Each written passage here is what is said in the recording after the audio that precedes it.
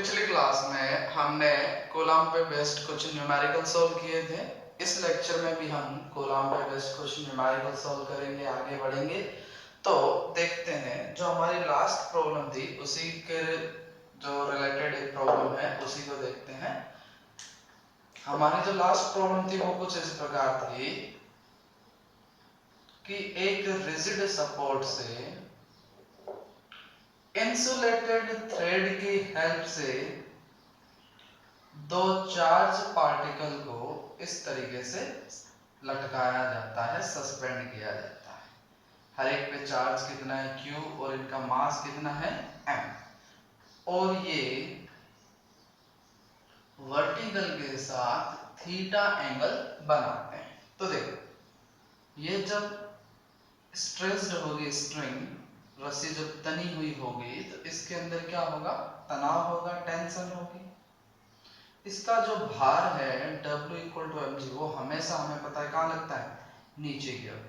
दोनों same charge है, same charge है मतलब दोनों एक दूसरे को क्या करेंगे, प्रतिकर्षित करेंगे, रिपेल करेंगे।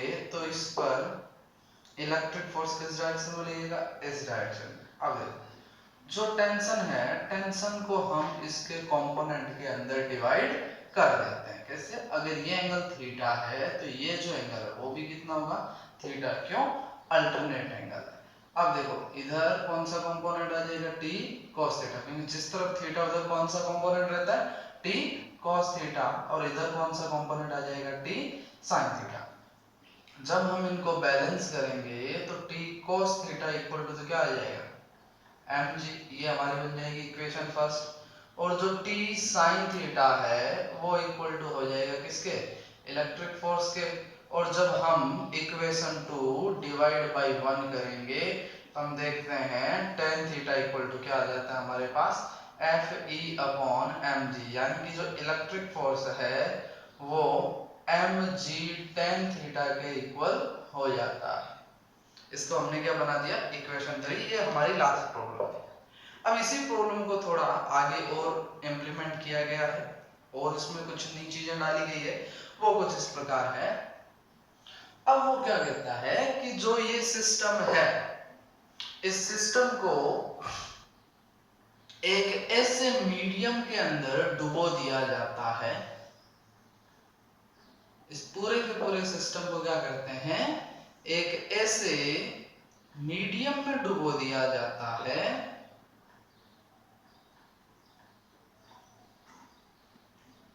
ऐसे मीडियम में डुबो दिया जाता है। उस मीडियम की डेंसिटी जो है, उस मीडियम की डेंसिटी जो है वो डेंसिटी गिवन है सिग्मा। इस मीडियम की डेंसिटी क्या है, सिग्मा है, density of liquid, rho liquid दे रखी है। और जो ये चार्ज है, चार्ज के मटेरियल की डेंसिटी दे रखी है रो, मास है इसका m, डेंसिटी रो, और चार्ज है इस पे q। सेम यही चीज यहाँ, इसका भी मास m, डेंसिटी रो, और चार्ज इस पे कितना है, q। अब बोल ये रहा है कि जब इसको, इस पूरे सिस्टम को सिग्मा डेंसिटी वाले किसी मीडियम के अंदर डुबो दिया जाता है तो जो ये एंगल है वर्टिकल के साथ थीटा, वो अनचेंज्ड रहता है। थीटा के अंदर किसी तरह का कोई चेंज देखने को नहीं मिलता, ये अनचेंज्ड रहता है। जब इसके अंदर कोई चेंज नहीं होता तो अब आपसे वो ये पूछ रहा है कि जो ये मीडियम है, इस मीडियम का परावैद्युतांक यानी कि dielectric constant epsilon r की वैल्यू क्या होगी। तो देखो, इन दोनों क्वेश्चंस को जोड़ने के लिए हमारे पास एक कड़ी है कि दोनों के अंदर थीटा क्या है, सेम है, मतलब जो कुछ करना है वो होगा तो इस थीटा की हेल्प से। अब देखो, कुछ चीजें वही रहेंगी। देखो, इसका वेट mg कहाँ लगेगा, नीचे की ओर। स्ट्रिंग के अंदर क्या प्रोड्यूस होगा, टेंशन। अगर ये एंगल थीटा है तो ये वाला एंगल भी क्या होगा, थीटा। और इधर कौन सा कंपोनेंट आएगा, t cos थीटा, और इधर कौन सा कंपोनेंट आएगा, t sin थीटा। अब इन दोनों के बीच में देखो सेम चार्ज है, सेम चार्ज है तो क्या होगा, रिपल्सन होगा। रिपल्सन होगा तो इनके ऊपर इलेक्ट्रिक फोर्स लगेगा, वो Fe डैश, मीडियम के अंदर ये फोर्स क्या हो जाएगा, थोड़ा चेंज हो जाएगा। और जो ये चेंज जो फोर्स है वो हम देखेंगे किसके इक्वल होगा। तो इस पे ऊपर जो नया इलेक्ट्रिक फोर्स है वो कितना लग जाएगा, एफ ई डैश। इन इतने चारों फोर्स के अलावा एक और फोर्स लगता है। कौन सा फोर्स रहेगा, क्योंकि जब किसी भी चीज को लिक्विड में डुबोया जाता है तो वो लिक्विड को क्या करती है, डिस्प्लेस करती है। और जो कोई भी ऑब्जेक्ट जितना लिक्विड डिस्प्लेस करती है उससे हटाए गए लिक्विड डिस्प्लेस लिक्विड के वेट के इक्वल, भार के बराबर ऊपर की एक फोर्स एक्सपीरियंस करती है, जिसे क्या कहते हैं, बियोंसी फोर्स कहते हैं। तो अब सारे फोर्स आ गए, अब हम इसको क्या करते हैं, बैलेंस करते हैं। सबसे पहले देखो t sin थीटा है वो किसके इक्वल है, एफ ई डैश के। और एफ ई डैश को क्या लिख सकता हूं मैं, मीडियम के अंदर फोर्स किसके इक्वल होता है, वैक्यूम में फोर्स अपॉन एप्सिलॉन आर। ये रिलेशन होता है क्योंकि हम देख चुके हैं, देखो force in vacuum upon force in medium is equal to क्या हो गया, एप्सिलॉन आर। यानी कि force in medium equal to क्या हो जाएगा, force in vacuum upon epsilon R. तो एफ ई डैश को क्या लिख सकता हूं मैं, electric force in vacuum upon dielectric constant epsilon R. एक इक्वेशन ये बन गई। अब हमारी जो दूसरी इक्वेशन क्या बनेगी, ऊपर की डायरेक्शन में कौन कौन से दो फोर्स लग रहे हैं, t cos थीटा और buoyancy force Fb is equal to weight of the charge mg। तो यहां से t cos थीटा जो है वो किसके इक्वल आ जाएगा, mg माइनस बियोंसी फोर्स। अब यहाँ पे भी आप अगर इक्वेशन 1 डिवाइड बाई 2 करोगे तो आपके पास आएगा tan theta is equal to F E upon epsilon R M G minus F B.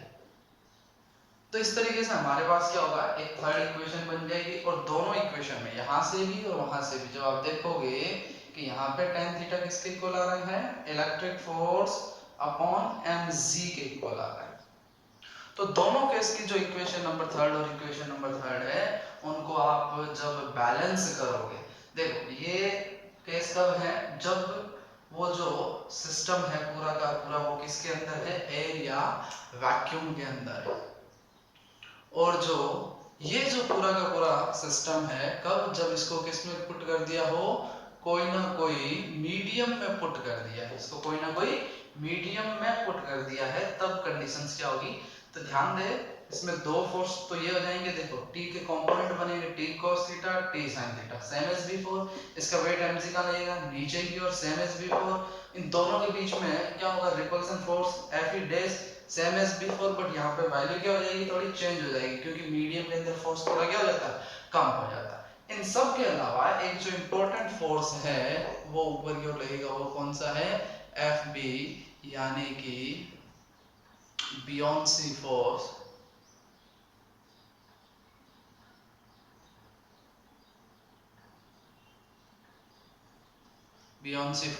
उत्प्लावन बल। अब जो ये हमारा उत्प्लावन बल है वो कहाँ लगेगा, ऊपर की ओर। फिर देखो t cos theta plus buoyancy force equal to क्या हो जाएगा, weight of the liquid, sorry weight of the charge. तो t cos theta equal to क्या हो जाएगा, mg माइनस fb। और यहाँ पर t sin theta equal to क्या हो जाएगा, f ई डैश।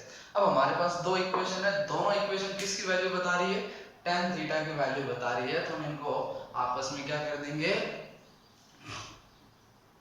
इक्वेट करेंगे। और जब इनको हम आपस में इक्वेट करेंगे तो हम देखते हैं हमारे पास क्या आंसर आएगा। तो देखो, from equation 3 in both cases, दोनों केसेस के अंदर जो इक्वेशन 3 है उसको लेके हम बात करते हैं। पहले केस में जो वैक्यूम के अंदर tan थीटा की वैल्यू है वो किसके इक्वल आ रही है, F E upon M G. और इसके अंदर F E upon epsilon R M G minus buoyancy force. अब देखो इसको हमें सोल्व करना आगे क्यों। तो देखिए एफ ई से एफ इलेक्ट्रिक फोर्स कट गया। अब 1 अपॉन एम जी, एम को क्या रख सकता हूं मैं, मास को डेंसिटी इनटू वॉल्यूम। मेरे को चार्ज पार्टिकल का मास चाहिए, मास इक्वल टू क्या हो जाएगा, डेंसिटी इनटू वॉल्यूम। वी क्या है यहाँ पे, वॉल्यूम ऑफ चार्ज।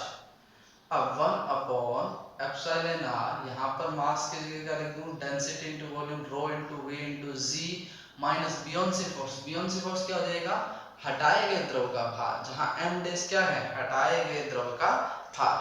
और जो ये एम डैश है वो इक्वल टू हो जाएगा सिग्मा वी जी।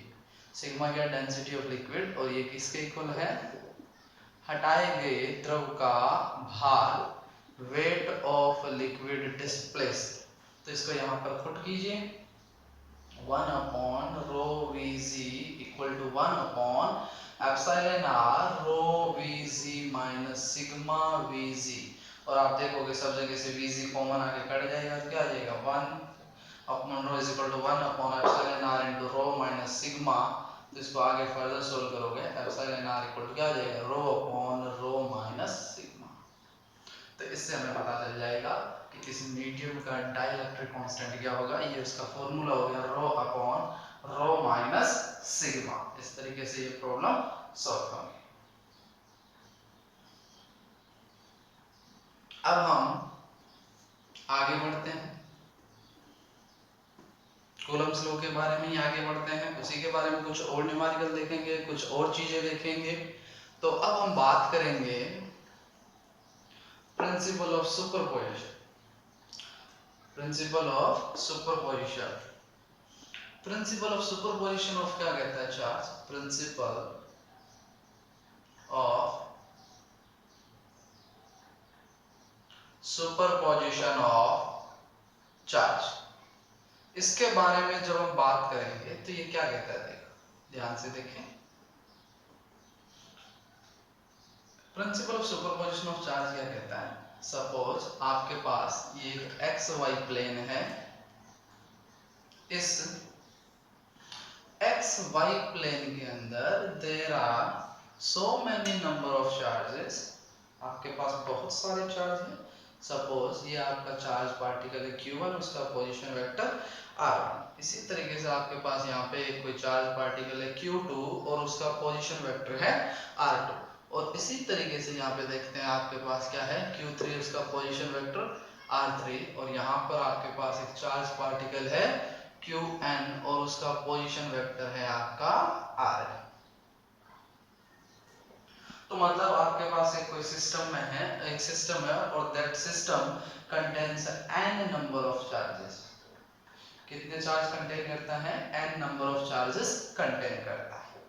और यहाँ पर कोई चार्ज पार्टिकल है q0। अब होगा क्या, ये जो है मान लिया इस q0 का जो पोजीशन वेक्टर है वो कितना है r। मेरे को इस Q0 पे बाकी सारे चार्जेस की वजह से फोर्स निकालना है।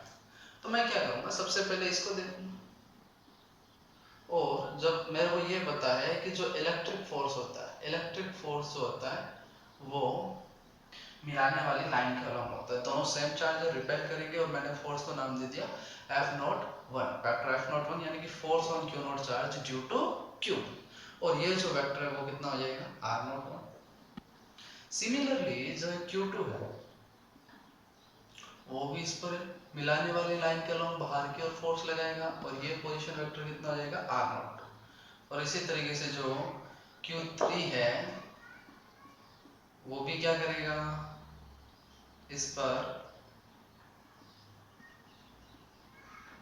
फोर्स लगाएगा कितना F03। और इसी तरीके से जो आपका Qn चार्ज है वो भी इस पे फोर्स लगाएगा F0n। तो आप देखोगे कि जो Q0 है उस Q0 पे n नंबर ऑफ फोर्सेस लग रहे हैं, n नंबर ऑफ फोर्सेस लग रहे हैं। तो इस पे जो नेट फोर्स होगा, नेट फोर्स ऑन Q0, वो कैसे फाइंड करेंगे, नेट फोर्स ऑन Q0 वो किसके इक्वल हो जाएगा, इन सब की वजह से जो फोर्स लग रहा है उन सब के वेक्टर सम के इक्वल हो जाए, उन सब के क्या हो जाएगा, वेक्टर सम के इक्वल हो जाएगा। यही क्या है हमारा principal of superposition. So principal of superposition basically क्या कहता है, प्रिंसिपल ऑफ सुपरपोजिशन ये कहता है कि net force on a charged particle due to n number of charges is equal to the vector sum of all the forces applied by each charge individually। तो क्या लिख सकते हैं, ये लोग क्या कहता है, net force on a charge due to n n number of charges is equal to the vector sum of all the forces applied by each charge individually.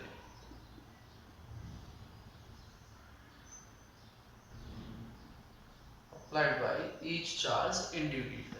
हर एक चार्ज के द्वारा इसके ऊपर जितना फोर्स लगाया जाएगा उन सब के क्या होगा, वेक्टर सम के इक्वल होगा। यानी कि vector F01 plus vector F02 plus vector F03 plus vector F04 up two plus vector F010। यहाँ पे मैंने एक चीज लिखी जो वेरी इंपॉर्टेंट है, इसको खास तौर से ध्यान दें। वेक्टर सम इसलिए लिखा क्योंकि जो हम जिस क्वांटिटी की बात कर रहे हैं, जिस फिजिकल क्वांटिटी की बात कर रहे हैं, वो फिजिकल क्वांटिटी है फोर्स। और हमें ये पता है फोर्स क्या है, एक वेक्टर क्वांटिटी है। तो वेक्टर क्वांटिटी को हम डायरेक्टली अलजेब्रिक सम से ऐड नहीं कर सकते। क्यों? क्योंकि वेक्टर क्वांटिटी के अंदर हमें डायरेक्शन का भी ध्यान रखना पड़ता है। इसलिए वेक्टर क्वांटिटीज का हमेशा क्या होता है, वेक्टर सम होता है। तो जो नेट फोर्स होगा वो सारे चार्ज पार्टिकल द्वारा अप्लाइड फोर्स के क्या होगा, वेक्टर सम के इक्वल होगा। ये हमारा क्या होगा, principal of superposition of charge. इसी को अगर मैं जनरल फॉर्म में लिखना चाहूं तो वो भी पॉसिबल है। तो देखो जनरल फॉर्म में हम इसको किस तरीके से लिख सकते हैं, देखिए वेक्टर एफ नेट ये कितना हो जाएगा, देखो F01 कितना हो जाएगा, 0 और 1 के बीच में कितना फोर्स लगेगा, K Q0 Q1 अपॉन इनके बीच की दूरी वो कितनी है, वेक्टर R01। तो दूरी निकालनी है तो उस वेक्टर का क्या करना पड़ेगा, मॉड्यूलस निकालना पड़ेगा, उसका स्क्वायर मल्टीप्लाई बाय R01 क्या।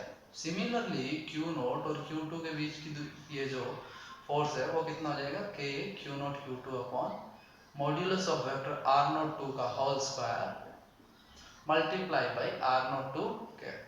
और इस तरीके से ये टर्म चलती जाएगी up to n number of charges K Q0 n upon vector R0 n के मॉड्यूलस का square multiply by R0 n के। यानी कि अगर मैं इसको जनरल फॉर्म में लिखना चाहूँ तो आप सब देखोगे इन सब के अंदर एक चीज कॉमन आ रही है, K Q0, और अंदर जो बच रहा है वो कुछ इस तरीके से Q1 अपॉन वेक्टर R01 के मॉड्यूलस का square multiply bye R01। Similarly, Q2 upon square of modulus of vector R02 multiplied by R02 cap और up to Qn upon R0n vector R0n के मॉड्यूलस का square multiply bye R0n cap. और जब मैं इसको general form में लिखूंगा तो जनरल फॉर्म में मैं इसको कुछ इस तरीके से लिख सकता हूँ, कैसे, K Q0। अब इसको मैं सिग्मा की फॉर्म में जनरल फॉर्म में लेके आता हूँ तो इसको ऐसे लिख सकता हूँ, K QI upon vector R0I के मॉड्यूलस का स्क्वायर मल्टीप्लाई बाय R0I के। जहाँ I की जो वैल्यू है वो 1 से लेकर कहाँ तक वेरी कर सकती है, जितने नंबर ऑफ चार्जेस यानी कि n नंबर ऑफ चार्जेस तक वेरी कर सकती है। तो ये हमारा क्या हो गया, उसका जनरल फॉर्म हो गया, किसका, प्रिंसिपल ऑफ सुपरपोजिशन का जनरल फॉर्म। ये कुछ इस तरीके से हो जाएगा। तो ये हमारी बात होगी principal of superposition of charge Coulomb's law के लिए। अब इस पे बेस्ड हम वेरियस न्यूमेरिकल्स देखेंगे। तो देखते हैं,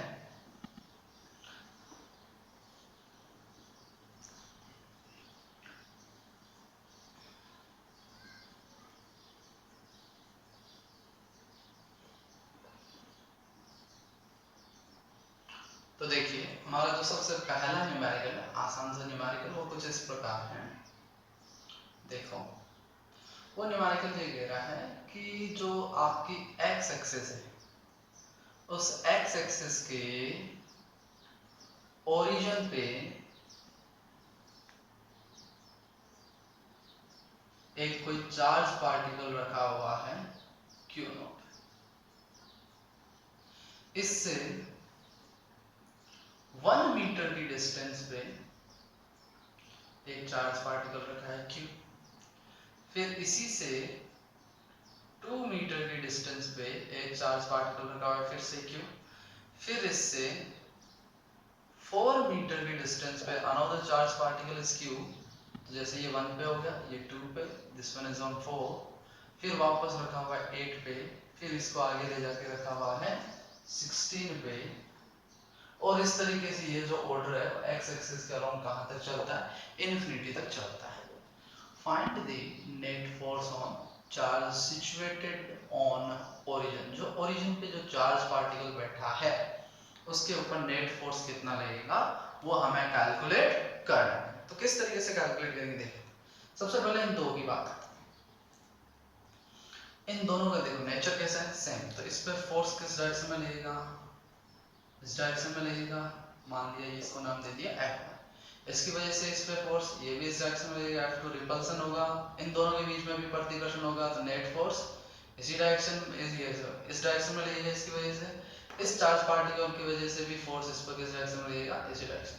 तो आप यहाँ पे देख सकते हैं कि जो फोर्स है F1, F2, F3 और F4 वो सारे सेम डायरेक्शन में है। तो हम मैं क्या लिख सकता हूँ, जो इसका नेट फोर्स है वो सारे फोर्सेस के डायरेक्ट सम के इक्वल होगा। मेरे को यहाँ पे वेक्टर सम करने की जरूरत नहीं है क्योंकि सारों की डायरेक्शन क्या आ गई, सेम आ गई। अगर इनकी डायरेक्शन डिफरेंट आ जाती तो मुझे यहाँ पे वेक्टर सम का ध्यान रखना पड़ता है। जब डायरेक्शन सेम है तो मैं इनको डायरेक्टली ऐड कर सकता हूँ। तो देखो नेट फोर्स जो है, सबसे पहले देखता हूँ इन दोनों के बीच में फोर्स। इन दोनों के बीच में फोर्स लगेगा के क्यू नॉट क्यू अपॉन इनके बीच की डिस्टेंस का स्क्वायर 1 का स्क्वायर, और फिर इन दोनों के बीच का जो फोर्स है वो होगा के क्यू नॉट क्यू अपॉन 2 का स्क्वायर। फिर इन दोनों के बीच का जो फोर्स है के क्यू नॉट क्यू अपॉन इन दोनों के बीच की डिस्टेंस कितनी है, 4 मीटर। तो 3 मत लिख दें, इसको 4 ही लिखें। फिर इनके बीच में जो फोर्स है वो कितना होगा, के क्यू नॉट क्यू अपॉन 8 का स्क्वायर, और इस तरीके से ये क्या होगा, आगे की ओर चलता जाएगा अप टू इंफिनिटी। अब देखो यहाँ पे सबसे क्या कॉमन आ रहा है, के क्यू नॉट क्यू कॉमन आ रहा है, अंदर क्या बच रहा है देखो, 1 अपॉन 1 का स्क्वायर 1, 1 अपॉन 2 का स्क्वायर 4, 1 अपॉन 4 का स्क्वायर 16, 1 अपॉन 8 का स्क्वायर 64, और इस तरीके से ये टर्म क्या होगी, अप टू इंफिनिटी चली जाएगी। अब यहाँ पे जो ये सीरीज बनेगी, इस सीरीज में एक चीज नोटिस करोगे कि जो नेक्स्ट टर्म है वो पिछली टर्म के 1/4 है, उसके मल्टीपल के इक्वल है। मतलब ये जो है वो क्या है, जीपी है, ज्योमेट्रिक प्रोग्रेशन है।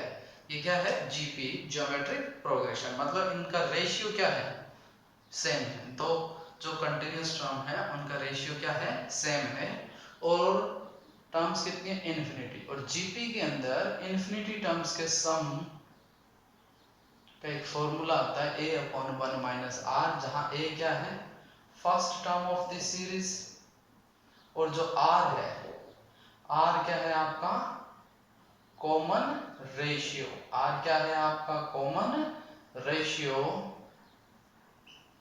r क्या है आपका, कॉमन रेशियो। तो देखो जो नेट फोर्स है वो कैसे निकालेंगे, के क्यू नॉट क्यू, यहाँ पे इन्फिनिटी टर्म्स का सम क्या होगा, सबसे पहले फर्स्ट टर्म 1 अपॉन 1 कितनी होगी, 1, ये हमारी a है, ये हमारी क्या है, फर्स्ट टर्म a। अब अपॉन में क्या है, 1 माइनस आर, ये फॉर्मूला 1 माइनस आर या r माइनस 1 हो सकता है depending upon the value of r। अगर r की वैल्यू लेस देन 1 है तब तो यही फॉर्मूला लगेगा, अगर r की वैल्यू ग्रेटर देन 1 है तो नीचे r माइनस 1 हो जाएगा। तो यहाँ पे आप देखोगे कि जो कॉमन रेशियो है वो कितना है, 1/4 का। हर एक टर्म को कितने से मल्टीप्लाई करना पड़ रहा है, 1/4। तो जब आप इसको सोल्व करोगे तो ये आ जाएगा आपके पास के Q not Q into 1 upon 1 minus 1/4 हो गया 1 अपॉन 3/4। तो सोल्व किया, क्या आ गया हमारे पास, 4 अपॉन 3 के क्यू नॉट क्यू। तो ये हमारा नेट फोर्स आ गया किसके ऊपर, उस चार्ज पार्टिकल पे जो कहाँ बैठा है, ओरिजिन पर बैठा है।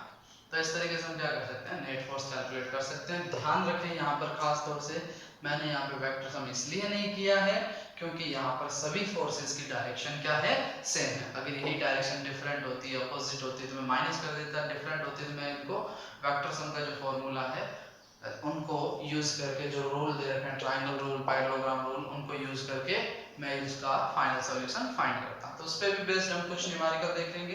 तो अब आगे बढ़ते हैं कि ये जो प्रॉब्लम थी सर वो आपके लिए आसान पड़ गई, इसलिए क्योंकि सारे फोर्सेस क्या थे सर, एक डायरेक्शन में। आपने फटाफट रेड कर दिया, जीपी का फॉर्मूला आपको पता था, आपने कर दिया। अब अगर ऐसा नहीं हो, अब अगर ऐसा नहीं हो और प्रॉब्लम थोड़ी सी कॉम्प्लिकेटेड बना देते हैं। अब वो ये कहता है कि there are 3 equal charges, 3 equal charge है which are placed on the vertices of a triangle A, B and C which is an equilateral triangle. Equilateral triangle यानी कि समबाहु त्रिभुज है। समबाहु त्रिभुज की तीनों भुजाएं इक्विलैटरल ट्रायंगल की क्या होती है, सेम होती है। और 3 इक्वल चार्जेस हमने क्या कर दिए, इसके वर्टिसेस यानी कि शीर्ष कोनों पर रख दिए। आपसे पूछ रहा है calculate the net force on any one of the charge. कोई सा, इसमें से कोई सा भी एक चार्ज पकड़ो, उस पर आपको क्या करना है, नेट फोर्स निकालना है। तो देखो मैं लेता हूं बी, कोई सा भी ले सकते हैं, कोई दिक्कत नहीं है, हमने बी उठा लिया। अब देखो बी पर ए की वजह से फोर्स किस डायरेक्शन में लगेगा, एफ ए, कितना, वो देखो ए और बी पे दोनों सेम नेचर के, सेम नेचर के मतलब क्या होगा, रिपल्सन, रिपल्सन यानी कि प्रतिकर्षण।